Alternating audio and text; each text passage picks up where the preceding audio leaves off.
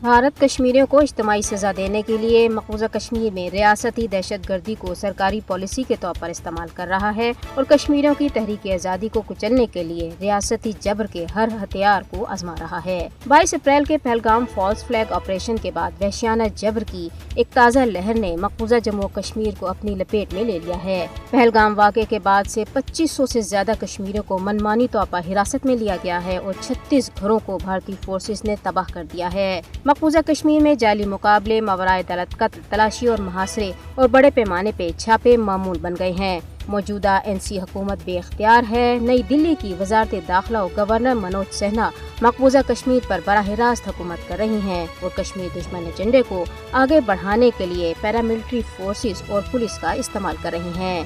صرف اپریل کے مہینے میں مقبوضہ علاقے میں 9 معصوم کشمیریوں کو شہید اور 31 شہریوں کی املاک ضبط کی گئیں۔ تجزیہ کاروں کا کہنا ہے کہ جموں کشمیر بین الاقوامی طور پر تسلیم شدہ ایک متنازع علاقہ ہے جسے بھارت نے اقوام متحدہ کی قراردادوں میں تسلیم اور استصواب رائے کرانے کا وعدہ کیا ہے۔ جب کشمیری بھارت کو اس کے وعدے یاد دلاتے ہیں تو انہیں جیلوں میں ڈال دیا جاتا ہے۔ بھارتی فوجیوں کو کشمیریوں کے قتل عام اور گرفتاریوں کی اس وقت کھلی چھوٹ حاصل ہے۔ مقبوضہ علاقے میں گھروں کی مسماری مہم کشمیریوں کو ان کی زمینوں اور روزگار سے محروم کرنے کے سوچے سمجھے منصوبے کا حصہ ہے۔ مودی حکومت نے کشمیریوں کو سیاسی، آئینی، ثقافتی اور اقتصادی طور پر بے اختیار کرنے کے عمل کو تیز کر رکھا ہے۔ تاہم شدید مشکلات اور کئی دہائیوں سے جاری خون ریزی کے باوجود کشمیری عوام نے انصاف اور حق خودارادیت کے اپنے مطالبے سے دستبردار ہونے سے انکار کیا ہے اور وہ اپنی جدوجہد آزادی کو اس کے منطقی انجام تک جاری رکھنے اور کسی بھی قربانی سے دریغ نہ کرنے کے لیے پرعزم ہیں۔ فاشسٹ BJP حکومت مقبوضہ جموں و کشمیر میں اپنے ہندوتوا ایجنڈے کو جارحانہ انداز میں آگے بڑھا رہی ہے۔